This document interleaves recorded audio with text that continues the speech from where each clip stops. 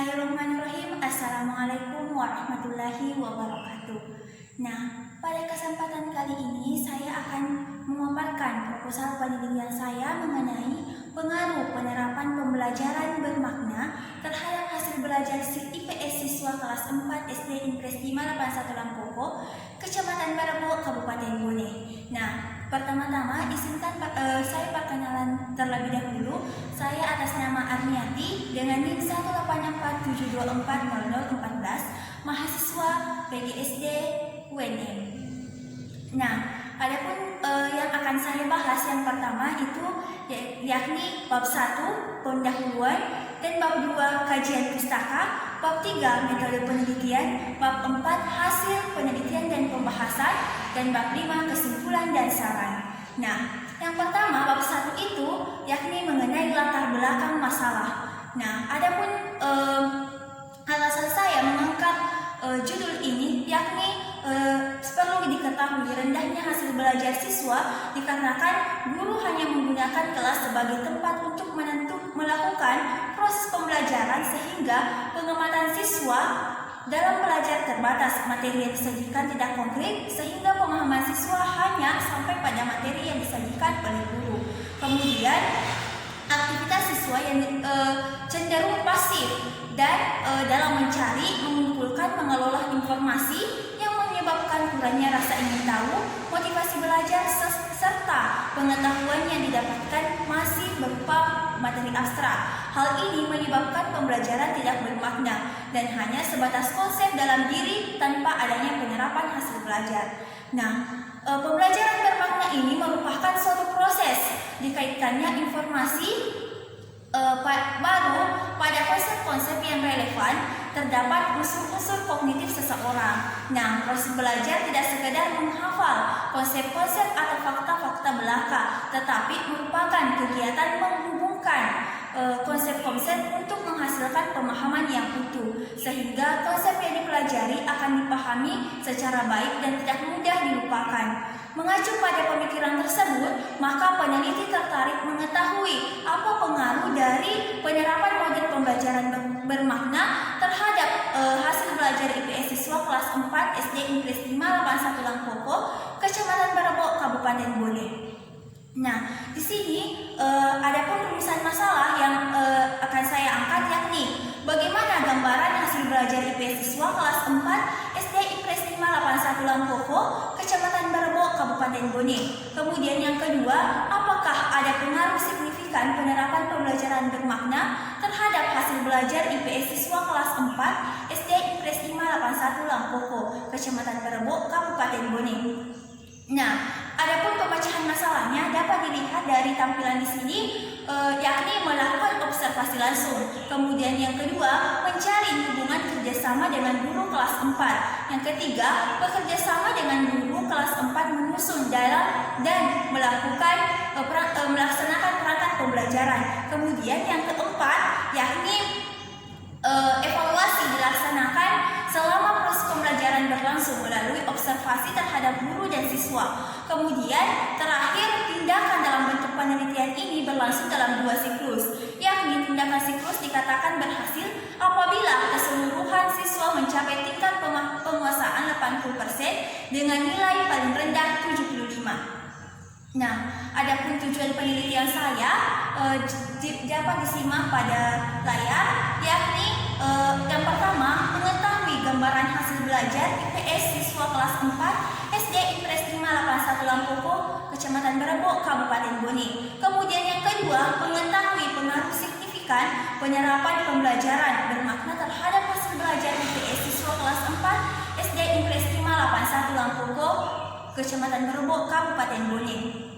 Nah, adapun manfaat penelitian tersebut, di sini saya angkat 2 manfaat. Yang pertama itu ada manfaat teoritis, kemudian yang kedua ada manfaat praktis. Nah, yang pertama manfaat teoritis. Nah, yang pertama itu guru mendapatkan informasi baru mengenai cara untuk meningkatkan kualitas pembelajaran dalam kelas agar lebih bermakna. Yang kedua, peneliti mendapatkan pengalaman, dan yang ketiga, peneliti selanjutnya mendapatkan pengetahuan dan menambah pemahamannya.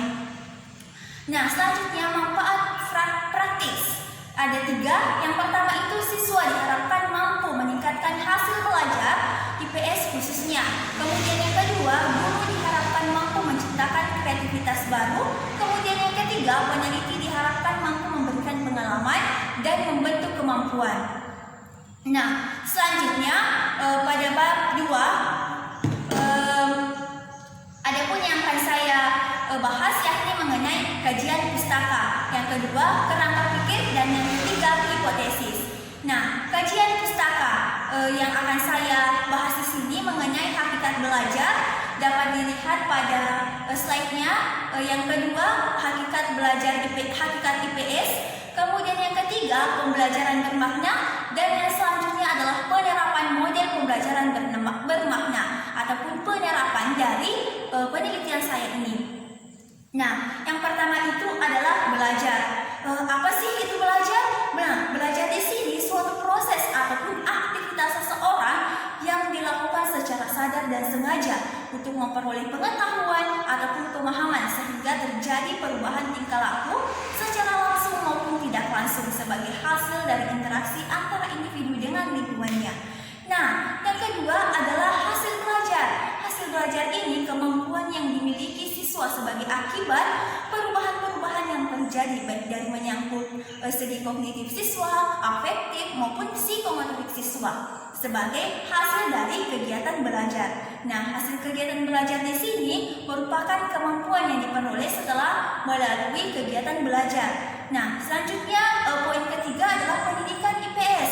Pendidikan IPS itu merupakan suatu ilmu yang mempelajari manusia dalam semua aspek kehidupan dan interaksinya dalam kehidupan bermasyarakat.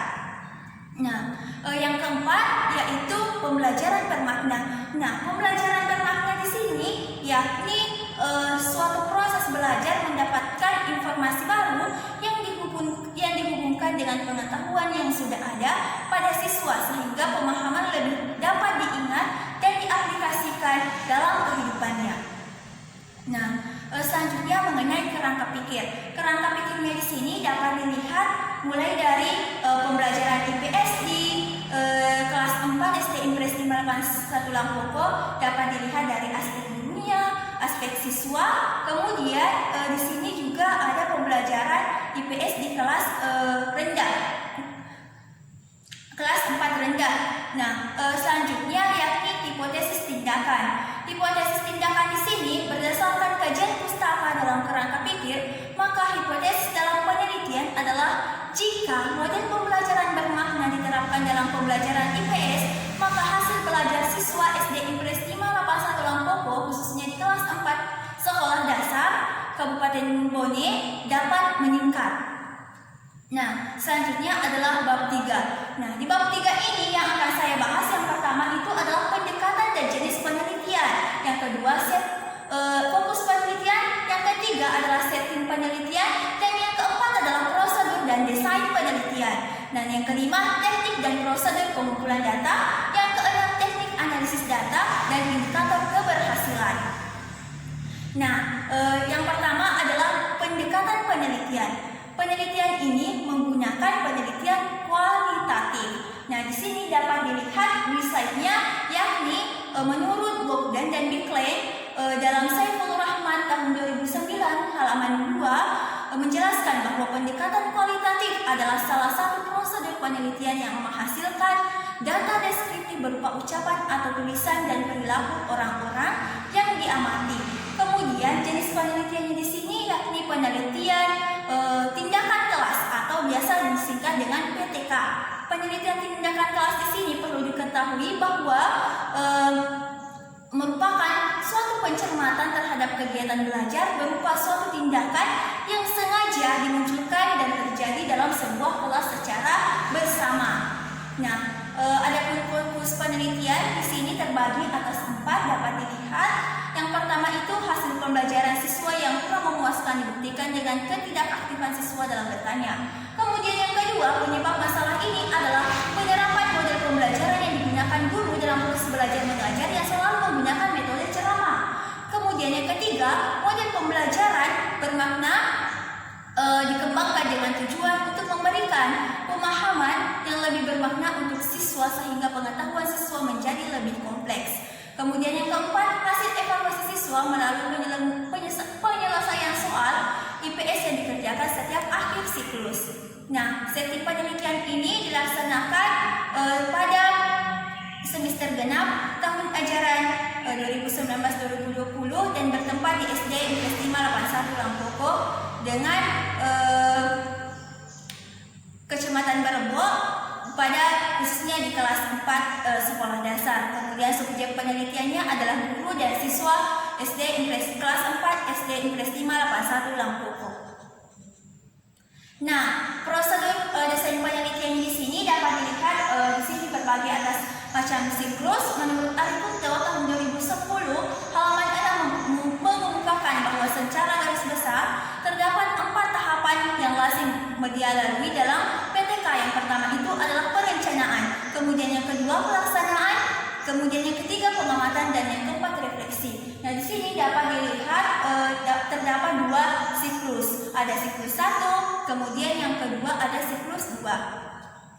Nah, selanjutnya mengenai pengumpulan data. Pengumpulan data di sini terbagi atas 2. Yang pertama itu adalah teknik, kemudian yang kedua adalah prosedur.